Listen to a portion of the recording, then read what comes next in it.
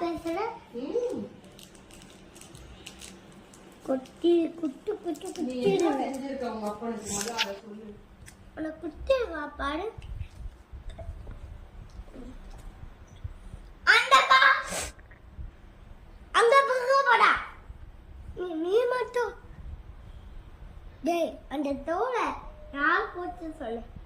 நீ போட்டியா? ஏன்டா திங்கிறது பொறுக்க போல?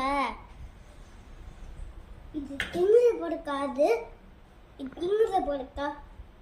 திங்கிறது பொறுக்காது. திங்கிறது பொறுக்க போறியா? ஏன் போல? மூஞ்சில குட்டிடுவேன்.